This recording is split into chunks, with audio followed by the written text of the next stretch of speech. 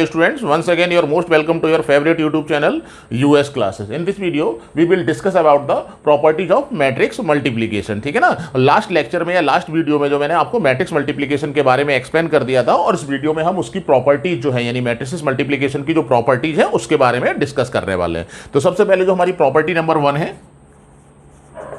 वो है in general A B is not equal to B. ठीक है ना, इन जनरल ए बी या बी ए आपका इक्वल नहीं होता। मैंने ये इन जनरल वर्ड क्यों लिखा हुआ है? इन जनरल का मतलब होता है कि मे बी कि इन अ पर्टिकुलर केस, किसी पर्टिकुलर केस में ए बी और बी ए आपका इक्वल हो जाए, but in general A B और बी ए इक्वल नहीं होता है। इसको आपको ध्यान रखना। ये क्यों नहीं होता है इसको भी आप समझिए जरा कि सपोज दैट हमने कोई भी एक मैट्रिक्स ए है, यहाँ पे 2 into 3 ऑर्डर का कंसीडर किया। ठीक ना, इन द सेकंड मैट्रिक्स जो हमने कंसीडर किया वो 3 into 4 ऑर्डर का मैट्रिक्स कंसीडर किया। ठीक है ना, अब हम क्या कर रहे हैं, ए बी का मल्टीप्लाई कर रहे हैं। तो बड़ी आसानी से आप यहां पर समझ सकते हैं ए बी जो है वो आपका डिफाइंड है, क्योंकि यहां पर number of columns of first matrix is equal to number of rows of second matrix. यहां पर ये इक्वल है, सो दैट्स वाई ये आपका क्या हो जाएगा, यहां पर डिफाइंड हो जाएगा। यानी हम ए और बी का प्रोडक्ट जो है वो फाइंड आउट कर सकते हैं। और प्रोडक्ट फाइंड आउट करने के बाद जो हमें ऑर्डर मिलने वाला है, ठीक है ना, वो 2 into 4 ऑर्डर का मैट्रिक्स होने वाला है। ये आपको लास्ट लेक्चर से पता होगा, इसके बारे में अभी आपसे ज्यादा डिस्कस नहीं कर रहा हूं। मैं बता देता हूं ऑर्डर जो होता है वो ये ऑर्डर को डिफाइन करते हैं यहां पर। यानी फर्स्ट मैट्रिक्स जो है उसका रोज और सेकंड मैट्रिक्स का कॉलम, ये ऑर्डर आता है। ठीक है ना, डिफाइंड होने के लिए ये इक्वल होना चाहिए आपका। इक्वल अगर है यहाँ पर, मैं इस तरह से लिख भी दे रहा हूँ यहाँ पर, याद रहेगा आपको, अगर इक्वल है देन डिफाइंड। ठीक है ना, और ऑर्डर जो मिलेगा वो ये मिलेगा। अब मैं बात कर रहा हूँ यहाँ पर B A. Suppose that B जो है हमारा 3 into 4 ऑर्डर का मैट्रिक्स है और ए जो हमारा है वो 2 into 3 ऑर्डर का मैट्रिक्स है। सबसे पहले डिफाइंड होने के लिए मैंने आपको बताया था कि ये आपका फर्स्ट मैट्रिक्स का number of column second matrix के नंबर ऑफ रोज के इक्वल होना चाहिए। ये इक्वल नहीं है तो ये आपका डिफाइंड भी नहीं होगा, यानी नॉट डिफाइंड। तो यहां पर आसानी से हम ऑब्जर्व कर सकते हैं कि ए बी हमारा जो है वो डिफाइंड है और बी ए हमारा जो है वो डिफाइंड नहीं है। तो इन जनरल ऐसा ही होता है आपका कि किसी पर्टिकुलर केस में, जो कि अभी मैं आपसे डिस्कस करने वाला हूं कि कब हमारा जो है डिफाइंड होगा और कब आपका जो है मैट्रिक्स है ये इक्वल होगा। ठीक है ना, तो इन जनरल बड़ी आसानी से आप इसको समझ सकते हैं कि अगर ए बी डिफाइंड है तो it is not necessary that B A is defined always. ठीक है ना, हमेशा बी ए डिफाइंड हो ये जरूरी नहीं है आपका। तो importantly A B is not equal to B A, यानी इन अदर वर्ड्स यानी प्रोडक्ट जो होता है आपका मैट्रिक्स मल्टीप्लिकेशन ही होता है, वो कॉम्यूटेटिव लॉ होल्ड नहीं करता। कॉम्यूटेटिव लॉ क्या है? एडिशन में मैंने आपको बताया था कि a प्लस बी जो है वो b प्लस ए के इक्वल होता है। ठीक है ना, तो मैंने वहां पर लिखा था कि जो मैट्रिक्स एडिशन है कॉम्यूटेटिव लॉ होल्ड करता है, या फिर मैट्रिक्स एडिशन जो है वो कॉम्यूटेटिव होता है। बट ध्यान रखिएगा मैट्रिक्स मल्टीप्लिकेशन कॉम्यूटेटिव नहीं होता है। ठीक है ना, सेकंड जो हमारा रूट है प्रॉपर्टी है, इसी प्रोडक्ट से रिलेटेड है आपकी प्रॉपर्टी। वो प्रॉपर्टी क्या है? नंबर 2, if A B and B A is defined. ठीक ना, प्रॉपर्टी नंबर फर्स्ट में अभी आपने देखा था कि ए बी और बी ए डिफाइंड ही नहीं था। ठीक है ना, अब मान लिया ए बी और बी ए आपका क्या है, वो डिफाइंड है। तो इन विच कंडीशन और इन विच सिचुएशन ये हमारा डिफाइंड होगा। इंपॉर्टेंटली आप ध्यान रखिएगा कि अगर इफ ऑर्डर ऑफ ए जो है वो अगर आपका m into n है, तो ऑर्डर ऑफ बी जो है वो n into m ही होना चाहिए। इसको आपको ध्यान रखना है इंपोर्टेंटली। ठीक है ना, अगर ए बी और बी ए दोनों डिफाइंड है तो आप नोटिस करेंगे कि वहां पर ए और बी का जो ऑर्डर है वो जस्ट रिवर्सिबल है। यानी सपोज दैट ए का ऑर्डर हमारा m into n है तो बी का ऑर्डर कितना हो जाएगा, n into m हो जाएगा। इसको आपको ध्यान रखना है। फॉर एग्जाम्पल अगर मैं बात करता हूँ इसको फिर एग्जाम्पल के थ्रू बताए तो सपोज दैट एक मैट्रिक्स हमारा दिया हुआ है ए जिसका ऑर्डर 2 into 3 है और वी मैट्रिक्स दिया हुआ है इसका ऑर्डर आपका 3 into 2 है। अब आसानी से यहाँ पर हम ऑब्जर्व करेंगे, इसको समझेंगे कि ए बी और बी ए जो है वो दोनों ही डिफाइंड होंगे यहाँ पर। ठीक है ना, किस तरह से डिफाइंड होंगे तो देखिए यहाँ पर जरा कि अगर हम ए बी का प्रोडक्ट करते हैं, सपोज दैट ए, इसमें इनटू लगा दे रहा हूँ यहाँ पर, और इसके बाद जो ए बी मैट्रिक्स मिलने वाला है। ठीक है ना, अब देखिए जरा यहाँ पर डिफाइंड क्यों बोल रहे हैं, आप यहाँ से आसानी से समझ सकते हैं।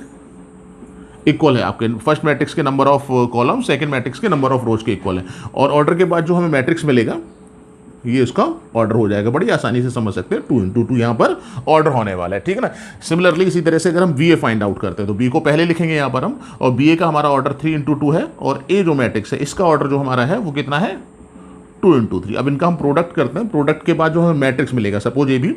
ठीक है ना, यहाँ पर देखिए प्रोडक्ट पॉसिबल है, बड़ी आसानी से देख सकते हैं आप यहाँ पर कि फर्स्ट मैट्रिक्स के number of column second matrix के नंबर ऑफ रोज के इक्वल है, लेकिन ऑर्डर जो हमें मिलेगा यहाँ पर वो 3 into 3 होगा।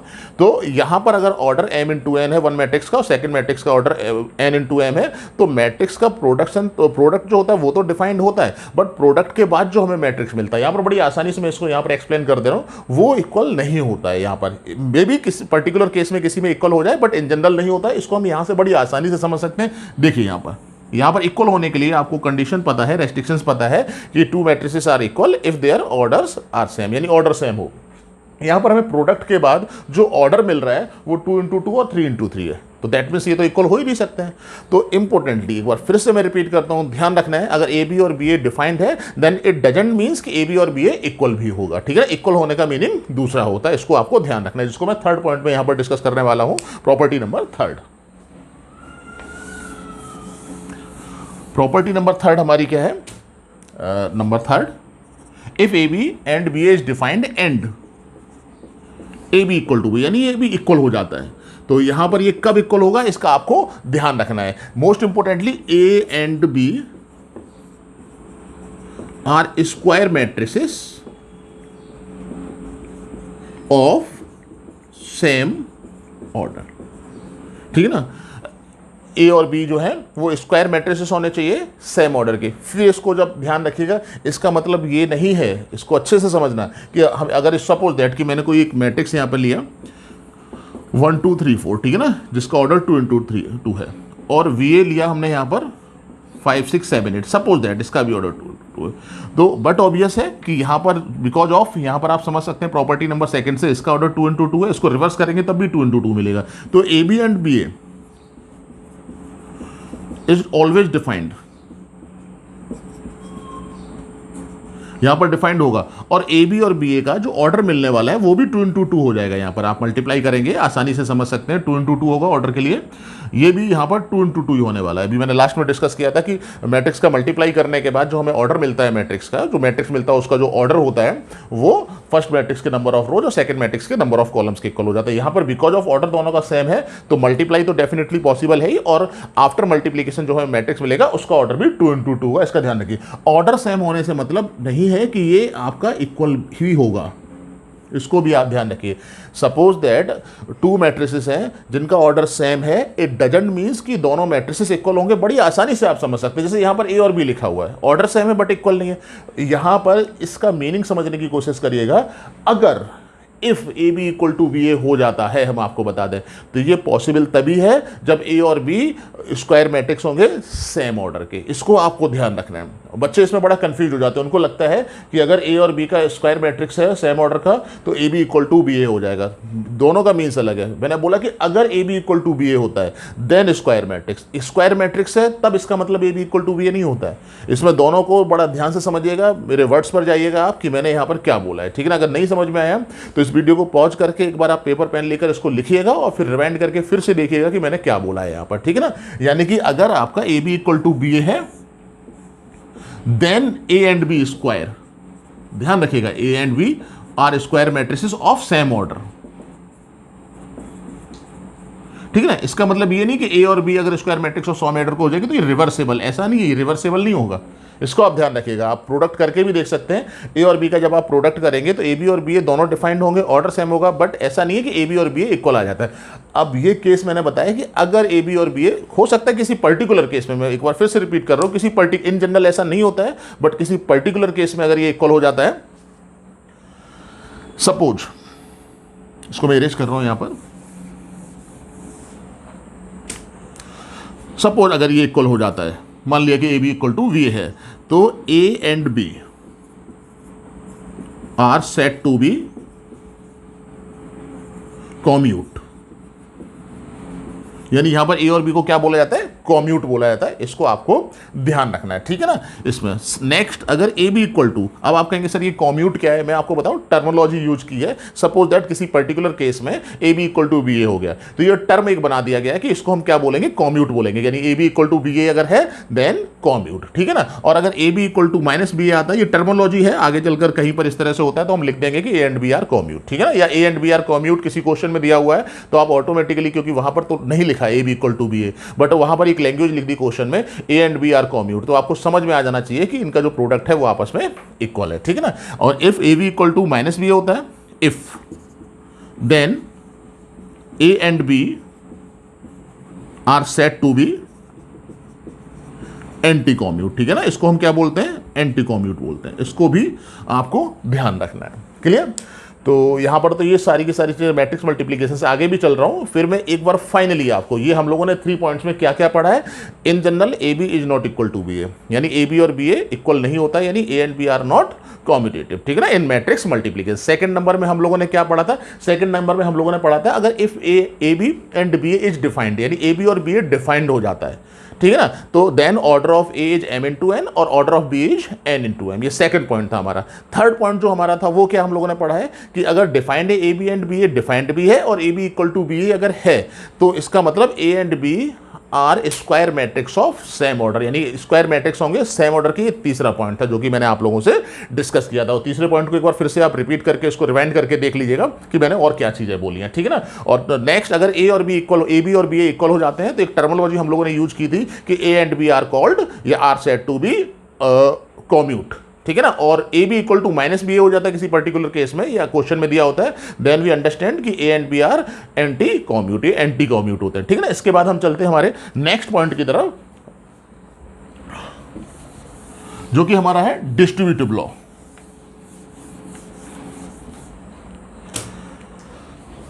डिस्ट्रीब्यूटिव, जो भी आपका नंबर हो, शायद आई थिंक 4 होगा, डिस्ट्रीब्यूटिव लॉ। डिस्ट्रीब्यूटिव लॉ में क्या है कि अगर ए बी प्लस सी है, ठीक है ना। डिस्ट्रीब्यूटिव लॉ आपको एल्जेब्रा में शायद थोड़ा सा ध्यान होगा। Suppose that A B plus C, वहां पर ए बी सी क्या होते थे, आपके रियल नंबर होते थे, ए बी प्लस ए सी होता था वहां पर, ठीक है ना। वहां पर मैंने रिकॉल करा दिया एल्जेब्रा में जो आप पढ़ते थे, सेम है यहाँ पर रियल नंबर्स की जगह पर क्या हो जाएंगे, आपके मैट्रिसेस हो जाएंगे, ठीक है ना। तो we can write A B plus A C, but importantly आपको ध्यान रखना है कि अगर ए हमारा लेफ्ट साइड में दिया हुआ तो मल्टीप्लाई करते समय हमें ए को लेफ्ट में ही रखना, हम इसको बी ए नहीं लिख सकते हैं, ये गलत हो जाएगा। आप भी आसानी से समझ सकते हैं इसको कि ए बी और बी ए दोनों का मीनिंग सेम नहीं है, क्योंकि इक्वल नहीं होते हैं। तो इसको हमें नोटिस करना है कि अगर लेफ्ट साइड में अगर हमारा ए मैट्रिक्स दिया हुआ है तो आफ्टर मल्टीप्लिकेशन ये भी हमारा जो है तो लेफ्ट में आएगा। बट मोस्ट इंपॉर्टेंटली इसी तरह से ए सी भी हमारा लिखा जाएगा, इसको हम सी ए नहीं लिख सकते हैं। बट मोस्ट इंपॉर्टेंटली इसमें आपको ऐड करना है if product of matrices is conformable. Conformable का मतलब ऐसा नहीं है कि प्रोडक्ट हो ही नहीं सकता है, प्रोडक्ट पॉसिबल नहीं है, फिर तो ये फिर पॉसिबल, आप भी समझ सकते हैं कि अगर प्रोडक्ट पॉसिबल नहीं होगा फिर तो ये पॉसिबल है ही नहीं। यानी ए बी और ए सी का प्रोडक्ट डिफाइंड है, बी प्लस सी से जो मैट्रिक्स मिलेगा उसका प्रोडक्ट ए से डिफाइंड है, देन इट हैपेंस, ठीक है, तब ऐसा होता है। इसको भी आपको ध्यान रखना है। और नेक्स्ट इसी में पॉइंट हमारा आ जाता है, सपोज दैट, ये इंपॉर्टेंट पॉइंट है, इसको आप ध्यान रखिए, इसमें कुछ चीज़ें और मैं रिलेट कर दूंगा अभी। जैसे suppose that A B C 3 matrix है और इनका प्रोडक्ट होना है, ठीक है ना, मल्टीप्लाई होना है, तो इसमें आप बड़ी आसानी समझ सकते हैं। इसको ध्यान रखिए, बच्चों को अक्सर इसमें कंफ्यूजन हो जाता है। इसमें कुछ रिलेटेड पॉइंट और मैं बता दूंगा आपको जहां पर आपको कंफ्यूजन होता है। वो क्या है कि अगर हम यहां पर ए बी सी अगर आपका दिया हुआ है, तो अगर हम बी सी का मल्टीप्लाई करके उसके बाद ए के साथ मल्टीप्लाई करें, या फिर ए बी का मल्टीप्लाई यानी इन दोनों का मल्टीप्लाई करने के बाद फिर हम सी के साथ मल्टीप्लाई करें, बोथ हैव सेम मीनिंग या दोनों इक्वल होंगे। बहुत ही इंपॉर्टेंट है, इसको आपको ध्यान रखना है, क्योंकि बच्चों में ना इसमें कंफ्यूजन होता है। अक्सर मैंने देखा, आप कहेंगे सर किस तरह का कंफ्यूजन, ये तो बड़ा आसान है, क्योंकि एक्चुअली जब आप पढ़ते हैं ना और फिर प्रैक्टिकल प्रॉब्लम्स करते हैं तो वहां पर ये चीज़ आपको समझ में आएगी कि क्या कंफ्यूजन होता है, ठीक है ना।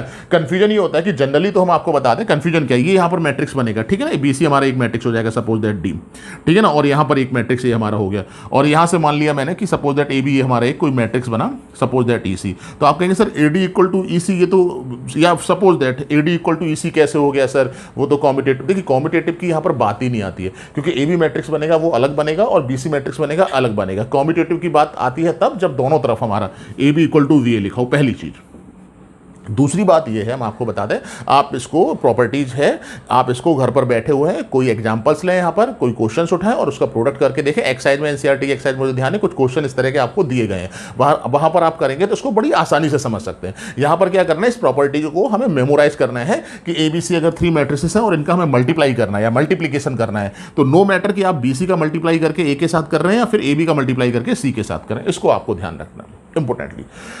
दूसरी बात, सपोज दैट यहाँ पर एक पॉइंट मुझे अभी दिमाग में आया, जैसे कि सपोज दैट हम जैसे ए स्क्वायर निकालते हैं तो ए स्क्वायर को ए इंटू ए लिख सकते हैं। आगे चलकर हालांकि पॉइंट ही मैं डिस्कस करने वाला हूँ, बट इसी के साथ भी मैं आपको बता दे रहा हूँ कि A square equal to A into A लिखा है, बिल्कुल आसानी से लिख सकते हैं, ठीक है ना। बट अगर हम ए क्यूब लिखते हैं तो प्रॉब्लम ये आती है कि हम ए स्क्वायर इंटू ए लिखें या फिर ए इंटू ए स्क्वायर लिखें। ये बच्चों को बड़ा कंफ्यूजन रहता है, हम आपको बता दें, इसका भी आपको जो है वो ध्यान रखना है। कैसे ध्यान रखना है इसमें importantly, A will be square matrix. यहां पर सबसे पहले जो है वो स्क्वायर मैट्रिक्स होना चाहिए, इसको आपको ध्यान रखना है, ये इंपॉर्टेंट नोट है। और ए स्क्वायर को ए इंटू ए लिख सकते हैं, यानी प्रोडक्ट करेंगे। अब ए क्यूब की अगर बात आती तो आप आसानी से समझिए कि ए क्यूब को हम ए इंटू ए लिख सकते हैं।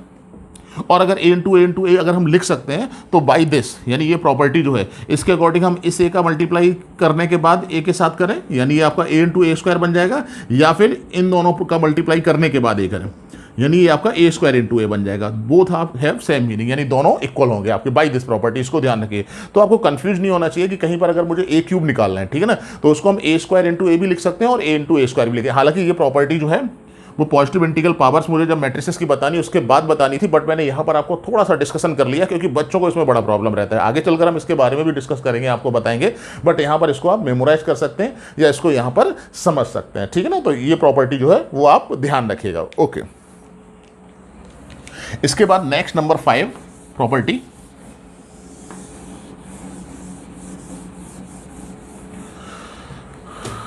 नंबर 5, ये नंबर 5 प्रॉपर्टी जो आपकी है, मैंने शायद मैट्रिक्स मल्टीप्लिकेशन में या जब मैट्रिक्स डिफाइन किया था वहां पर आपको सिंगुलर और नॉन सिंगुलर के बारे में बताया था। ध्यान रखिएगा कि if determinant A equal to 0, अगर 0 होता है डिटर्मिनेंट ए, 0 से मतलब शायद आपको समझ में आ रहा होगा कि डिटर्मिनेंट क्या होता है, किसी भी मैट्रिक्स का डिटर्मिनेंट जो होता है वो एक वैल्यू के साथ रिलेट करता है, और वो वैल्यू अगर 0 के इक्वल आ जाती है, ये टर्मिनोलॉजी है, then A is singular matrix. हमारा ए क्या हो जाएगा, सिंगुलर मैट्रिक्स हो जाएगा। If determinant A is not equal to 0, ठीक है ना, then A is non singular. हालांकि ये मैं बता दे रहा हूं आपको कि ये सारी चीजें आपसे जो है थोड़ा सा डिटर्मिनेंट्स में भी आपसे डिस्कस की जाएंगी, बट यहां पर भी आप ध्यान रखिएगा क्योंकि मैट्रिक्स में कई जगह ऐसे स्टेप्स हमें मिलते हैं जहां पर डिटर्मिनेंट्स के बारे में थोड़ी सी जानकारी हमें होनी चाहिए, जिससे कि हम उनको बड़ी आसानी से डिफाइन कर सकते हैं, ठीक है ना। देखिए मैट्रिक्स जो होता है वो सिंगुलर और नॉन सिंगुलर मैट्रिक्स भी होता है, और नॉन सिंगुलर सिंगुलर तभी होगा जब डिटर्मिनेंट्स आपका 0 और नॉट इक्वल टू 0 के इक्वल होगा। तो डिटर्मिनेंट्स के बारे में मैं आपको फिर बता देता हूँ। अगर सपोज दैट डिटर्मिनेंट्स के लिए मैट्रिक्स का स्क्वायर होना बहुत जरूरी है, लास्ट लेक्चर में भी मैंने आपसे डिस्कस किया था, यानी कि स्क्वायर मैट्रिसेस होंगे then we can find only determinants, यानी डिटर्मिनेंट्स फाइंड कर सकते हैं। फॉर एग्जांपल अगर मैं आपसे बोलता हूँ 2 3 4 5 अगर कोई लिखा हुआ है, यस डिफाइंड है, ये आपका ये डिफाइंड है, आपका स्क्वायर है। बट अगर मैं 2 3 4 5 6 7 इस तरह से लिख देता हूं बिकॉज ऑफ ये स्क्वायर नहीं, तो ये नॉट डिफाइंड हो जाएगा, यानी कि ये डिफाइंड नहीं होगा आपका। तो डिटर्मिनेंट्स के लिए आपका डिफाइंड होना इसका डिटर्मिनेंट्स के लिए मैट्रिक्स का स्क्वायर होना बहुत जरूरी है। डिटर्मिनेंट्स के लिए इसका आपको जो है वो ध्यान रखना है। यहाँ पे थोड़ा सा मैंने डिस्कस किया था। एक मैं इनवर्स के बारे में और बता दे रहा हूँ। इनवर्स के बारे में बहुत सारा डिस्कशन आपके साथ जो चैप्टर नंबर 4 है डिटर्मिनेंट में भी होगा, बट यहाँ पर भी आप ध्यान रखें। जैसे मैं आपको बताऊँ 3 कोई आपका रियल नंबर दिया हुआ है, ठीक है ना, तो 1/3 को यानी कि इनवर्स के साथ आप मल्टीप्लाई करते हैं, 3 का इनवर्स 1/3 होगा, बड़ी आसानी समझ सकते हो, मल्टीप्लाई होने के बाद 1 बन जाएगा। फ्रॉम दिस, इसी से आप ध्यान रखिएगा कि अगर कोई हमारा मैट्रिक्स है, ठीक है ना, और उसका इनवर्स जो है वो ए इनवर्स से लिखा जाता है, यानी 1/3 के प्लेस पर ए इनवर्स लिख दिया, और 1 जो है मैट्रिक्स में आई वर्क जो है वो आई करता है, यानी कि जिसको आप यूनिट मैट्रिक्स भी बोलते हैं, यानी कि जैसे अलजेब्रा में 1 होता है वैसे ही मैट्रिक्स में आई होता है, ठीक है ना। इसको आपको जो है वो ध्यान रखना है। तो इसी से ए इनवर्स इक्वल टू आई, इसके साथ मैं एक रिजल्ट और बनाने वाला हूँ। अगर सपोज दैट कि कोई भी वो नंबर 0 है तो 1/0 इसका इनवर्स होगा, जो कि आप जानते हैं कि वो नॉट डिफाइंड होता है, यानी 0 का हम इनवर्स नहीं निकाल सकते। इसी तरह से मैट्रिक्स की अगर मैं इसी से बात कर रहा हूँ, इसी में अगर हमारा जो ए है, ठीक है ना, ये आपका सिंगुलर है। सिंगुलर का मतलब होता है कि अगर हमारा ए 0 हो जाए यहाँ पर, ठीक है ना, और ए 0 होने का मतलब डिटर्मिनेंट ए 0 हो जाए। ध्यान रखिएगा, ए 0 होने का मतलब, इसको मैं रिलेट करके बता दे रहा हूँ तो आप आसानी से इसको याद कर सकते हैं या याद रख सकते हैं, ठीक है ना। अगर ए हमारा जो है वो सिंगुलर हो जाता है, ठीक है ना, सिंगुलर का मतलब ए हमारा क्या हो जाएगा, 0 हो जाएगा, ठीक है ना। सिंगुलर होने का मतलब ये हुआ कि डिटर्मिनेंट ए हमारा जो है वो 0 हो जाएगा। तो सिंगुलर में हम ए इनवर्स को फाइंड नहीं कर सकते हैं, या A inverse does not exist, यानी एग्जिस्ट नहीं होगा। फिर ये एग्जिस्ट कब होगा, ध्यान रखिएगा इंपॉर्टेंटली। अगर ए इनवर्स इक्वल टू आई लिखा हुआ है, सपोज दैट ए अगर हमारा नॉन सिंगुलर है, यानी कि नॉन सिंगुलर का मतलब determinant A is not equal to 0 है, ठीक है ना, तो ए इनवर्स एग्जिस्ट करेगा। इस पॉइंट को आप याद रखिएगा। यहां पर मैंने आपसे पहले ही बोला है, इसके बारे में ज्यादा डिस्कशन आपसे डिटर्मिनेंट्स में किया जाएगा, बट यहां पर जो है वो हम इस तरह से आपको बता दे रहे हैं कि आप इसको आसानी से याद रख सकते हैं। तो इस पॉइंट से हमने क्या याद किया, मैंने 2 चीजें याद की हैं। नंबर 1 कि determinant A equal to 0, then A is singular matrix और determinant A is not equal to 0, then A is non singular matrix. इसका आपको ध्यान रखना है, ठीक है ना, पहली चीज। दूसरी बात मैंने आपसे कही है कि ए इनवर्स एग्जिस्ट करेगा if A is a non singular matrix. इसको आप याद कर सकते हैं, A inverse exist if A is non singular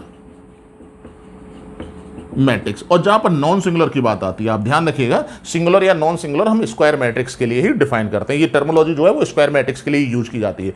तो मोस्ट इंपोर्टेंटली ध्यान रखिएगा कि सिर्फ जो स्क्वायर मैट्रिक्स हमारे होते हैं, ठीक है ना, उसी का इनवर्स हम लोग फाइंड आउट कर सकते हैं। जो स्क्वायर मैट्रिक्स नहीं होंगे, सपोज दैट मैं आपसे कहता हूं कि इसका इनवर्स आप 1 2 3 4 5 6, इसको आपको समझ में आ जाना चाहिए। अगर मैंने बोला 1 2 3 4 5 6 इसका इनवर्स बताइए, तो इनवर्स निकालने की तो बाद में पहले से ही आप बता देंगे, बिकॉज ऑफ ये स्क्वायर नहीं है आपका मैट्रिक्स, तो इनवर्स एग्जिस्ट ही नहीं करेगा इसमें। ओके मुझे लगता है ये पॉइंट आपको शायद आई थिंक समझ में आ गया होगा। अगर नहीं समझ में आ गया है तो इसको आप रिवाइंड करके दोबारा से देखिए, ठीक है ना, वो आपको समझ में आ जाएगा। ऐसी कोई बहुत इंपॉर्टेंट चीज नहीं है। उसके बाद नेक्स्ट हमारा जो पॉइंट आता है आपका इनवर्स का, आपका पॉइंट हो गया। नेक्स्ट नंबर, जो भी नंबर है वो आप देख लीजिएगा, नंबरिंग आप लोग करते जाइए, ठीक है ना। नेक्स्ट नंबर आता है, suppose that A B equal to 0 है, if A B equal to 0। मैं आपको बता देता हूँ, सपोज दैट दो नंबर अगर आपने लिखे अल्फा और बीटा, ये अगर 0 है तो इसको हम लिखते हैं आइदर अल्फा इक्वल टू 0 और बीटा इक्वल टू 0। शायद आपको ध्यान होगा कि अगर अल्फा और बीटा अगर कोई भी दो रियल नंबर दिए गए हैं और उनका प्रोडक्ट अगर 0 आता है, तो मोस्ट इंपोर्टेंटली हो सकता है अल्फा 0 है, मे बी बीटा 0 है, और हो सकता है दोनों ही 0 हो जाए, तब भी 0 इंटू 0 आपका 0 ही मिलने वाला है। But in case of matrices, अगर ए और बी आपके मैट्रिसेस हैं, ठीक है ना, इसको ध्यान रखिएगा, ए और बी के आपके matrices, it does not hold either A equal to 0 और बी इक्वल टू 0। इसको आपको ध्यान रखना है, ठीक है ना। इसका मतलब ये नहीं कि ए या बी दोनों में से कोई एक 0 होगा, ऐसा कोई जरूरी नहीं है। इसको हम बड़ी एग्जांपल की हेल्प से बड़ी आसानी से समझ सकते हैं, ठीक है ना।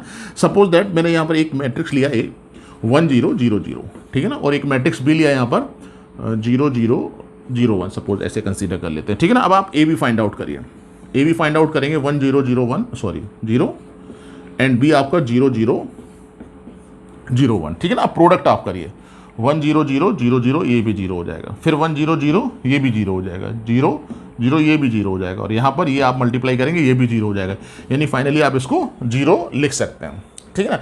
अब ए बी इक्वल टू तो हमारा 0 आ गया, बट यहाँ पर ऑब्जर्व करिए, क्या ए और बी जो है वो आपके 0 मैट्रिक्स है? नहीं है। तो यानी कि यहाँ पर ए और बी 0 मैट्रिक्स नहीं है। मैंने यहाँ पर यही लिखा था, अगर टू मैट्रिसेस का प्रोडक्ट अगर 0 आता है, इट डजंट मीन्स कि दोनों में से कम एक को 0 होना पड़ेगा, ऐसा नहीं है। वहाँ पर आपके जो नंबर्स होते थे वहाँ पर चल जाता था, ये मैट्रिक्स के केस में ऐसा नहीं होता है। तो इसको आप ध्यान रखते हो, इस एग्जांपल की हेल्प से इसको बड़ी आसानी से आप समझ सकते हैं। यहाँ पर ए और बी कोई भी 0 नहीं है, बट दोनों का प्रोडक्ट 0 आ गया, यानी ए बी इक्वल टू 0 है, but neither A equal to 0 और नॉर बी इक्वल टू 0। इसको आपको जो है वो ध्यान रखना पड़ेगा। ये हमारी प्रॉपर्टी नंबर। नेक्स्ट जो भी नंबरिंग है वो आप अपने से कर सकते हैं। ये हो गया। उसके बाद नेक्स्ट प्रॉपर्टी डिटर्मिनेंट्स की है। जो भी नंबरिंग है वो ध्यान रखिएगा। ए बी का डिटर्मिनेंट जो है, नंबरिंग जो भी है वो आप देख सकते हैं, डिटर्मिनेंट ए इंटू डिटर्मिनेंट बी, इसको आप याद रखिएगा। यानी ए और बी दो कोई मैट्रिक्स हैं, डिटर्मिनेंट की जहां पर बात आती है आपके दिमाग में ऑटोमेटिकली जो मैट्रिक्स हमारे होंगे स्क्वायर मैट्रिक्स होंगे, इसको आपको ध्यान रखना है, ठीक है ना। अगर हम स्क्वायर मैट्रिक्स का प्रोडक्ट करके उसका डिटर्मिनेंट फाइंड आउट करते हैं, ठीक है ना, तो this is equal to this, यानी कि अगर एक अब अलग अलग, यानी कोई भी ए और बी स्क्वायर मैट्रिक्स है, आप प्रोडक्ट करके डिटर्मिनेंट फाइंड आउट करिए या डिटर्मिनेंट फाइंड आउट करने के बाद प्रोडक्ट करिए, दोनों की वैल्यू है वो इक्वल होगी। ये हमारी बात हो गई इस प्रॉपर्टी की। नेक्स्ट प्रॉपर्टी के बारे में हम जानते हैं कि नेक्स्ट प्रॉपर्टी हमारी क्या है। ए ओ इक्वल टू ओ, यानी ओ क्या है, 0 मैट्रिक्स है। तो यहां पर ए ओ इक्वल टू 0, यानी कि किसी मैट्रिक्स का 0 के साथ मल्टीप्लाई करने पर हमें 0 मैट्रिक्स मिलता है। आप इसको ऐसे समझ सकते हैं। और इंपॉर्टेंटली ध्यान रखना है कि if product of matrices confirmable, ठीक है ना, अगर ये प्रोडक्ट पॉसिबल है देन, ठीक है ना। अगर कोई भी हमारा ओ मैट्रिक्स दिया हुआ, ओ का तो हम किसी भी ऑर्डर में लिख सकते हैं। मोस्ट इंपोर्टेंटली प्रोडक्ट ऑफ ए जो है, ए का ऑर्डर, जैसे अगर मैं बात करूं, सपोज दैट ए का ऑर्डर जो है वो 2 इंटू 3 लिखा हुआ है, तो बी जो 0 मैट्रिक्स है इसका ऑर्डर 3 इंटू समथिंग होना चाहिए। 3 इंटू आप जो भी लिखना चाहिए, क्योंकि प्रोडक्ट तभी होगा। सपोज दैट मैंने एन या वाटेवर कुछ भी लिखा हुआ है, तो यहाँ पर इसको आपको ध्यान रखना है। अगर प्रोडक्ट होता है तो प्रोडक्ट होने के बाद भी जो हमें मैट्रिक्स मिलेगा वो ये होगा। नेक्स्ट नंबर आता है if A is square matrix.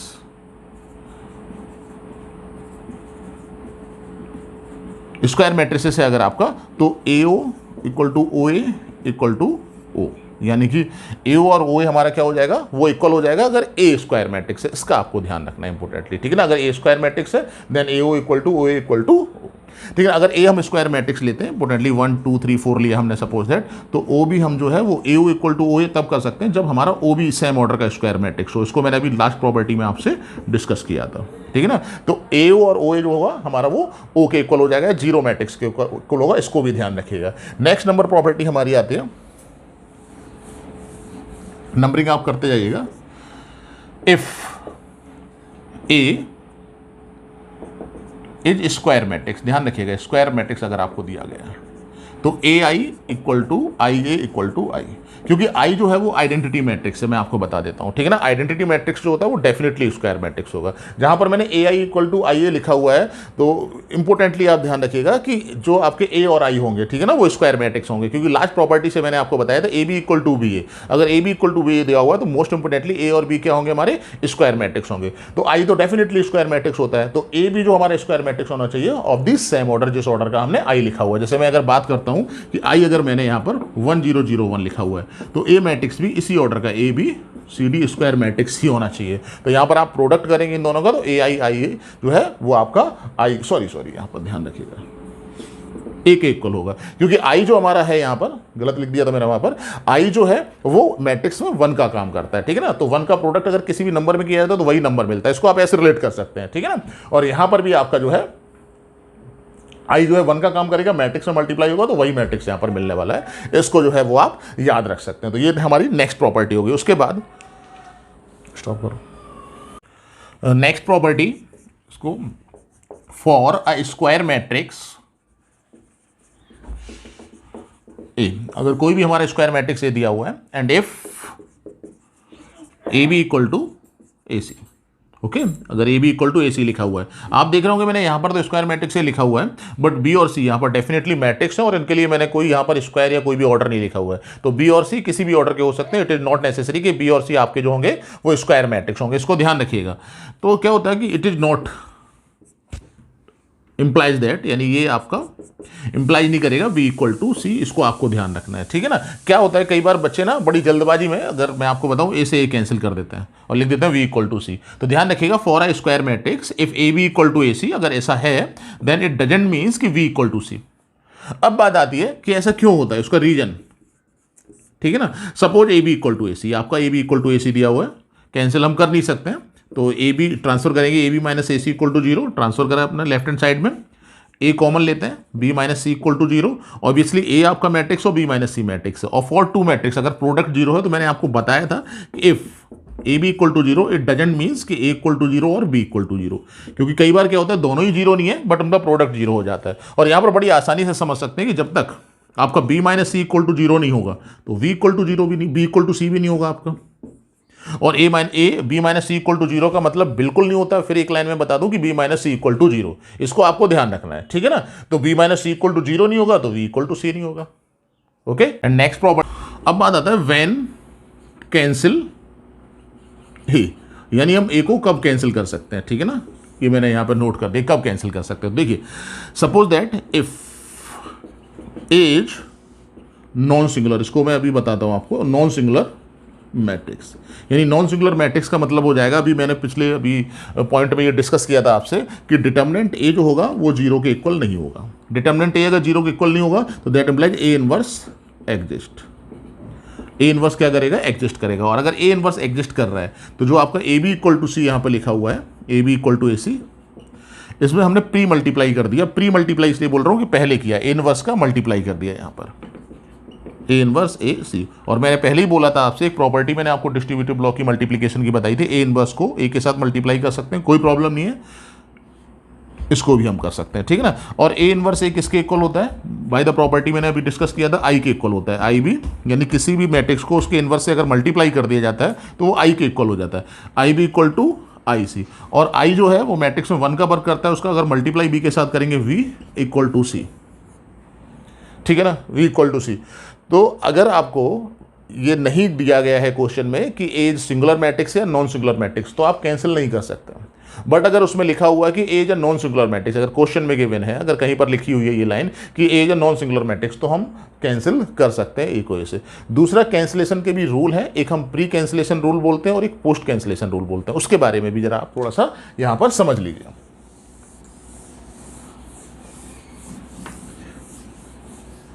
Pre cancellation और पोस्ट कैंसिलेशन क्या होता है आपका, ठीक है ना।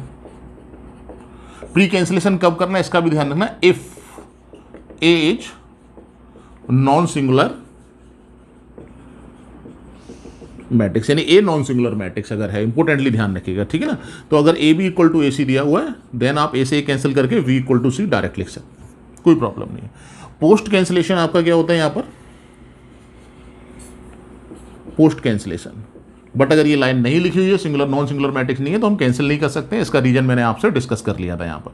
पोस्ट कैंसिलेशन क्या है, suppose that B A equal to C A लिखा हुआ है, तो बाद में लिखा हुआ है ये ए से कैंसिल कर सकते हैं, यानी बी इक्वल टू सी लिख सकते हैं। बट अगर इस तरह से लिखा हुआ है, ध्यान रखिएगा कि ए बी लिखा हुआ है यहाँ पर और ये बी ए लिखा हुआ है, सपोज दैट सी ए लिखा हुआ है, तो आप कैंसिल नहीं कर सकते हैं। डजंट मीन्स कि बी इक्वल टू सी हो जाएगा, ध्यान रखिएगा। यहाँ पर पोस्ट और प्री कोई भी अप्लाई नहीं हो रहा है, v इक्वल टू सी यहाँ पर एग्जिस्ट नहीं होगा।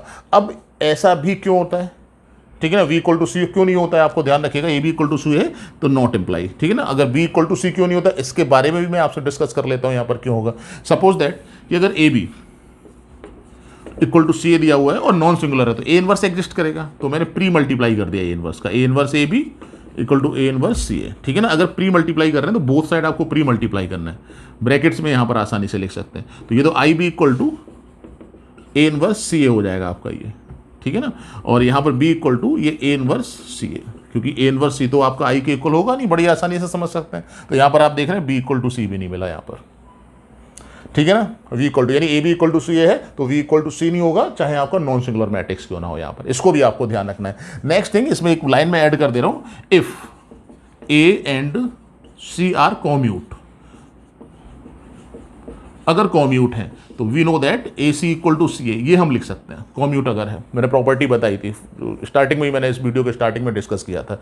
और ए सी इक्वल टू अगर सी ए है तो वी कैन राइट देयरफॉर, यहीं से बता रहा हूँ आपको, बी लिखा हुआ है ए इनवर्स और यहाँ पर सी ए को हम ए सी लिख सकते हैं, और ये ब्रैकेट अप्लाई कर सकते हैं, यहाँ पर बताया था बाई द डिस्ट्रीब्यूटिव प्रॉपर्टी। और ए इनवर्स ए किसके इक्वल हो जाएगा, सी के इक्वल हो जाएगा, और B equal to I C, then B equal to C, यानी दैट मीन्स अगर A B equal to C A है, अगर यहाँ पर सी ए लिखा हुआ है, ठीक है ना, यहाँ पर ए बी कॉम्यूट हो जाए या ए और बी कॉम्यूट हो जाए या फिर सी और ए कॉम्यूट हो जाए, तो यहाँ पर बी इक्वल टू सी हो जाएगा, यानी only in case of commute. Commute अगर है देन पॉसिबल, अदरवाइज नॉट। अगर नॉन सिंगुलर लिखा हुआ तब ये पॉसिबल नहीं है। इसको बड़ी आसानी से आपने यहाँ पर समझ लिया होगा। नेक्स्ट हमारी जो प्रॉपर्टी है या जो हमारा पॉइंट है, प्रॉपर्टी तो नहीं है, पॉइंट है हमारा, इसको भी इसी में मैं आपसे डिस्कस कर ले रहा हूँ इसी वीडियो में। पॉजिटिव इंटीग्रल, मैंने यहाँ पे लिखा हुआ भी, नोट भी किया हुआ, positive integral power of square matrix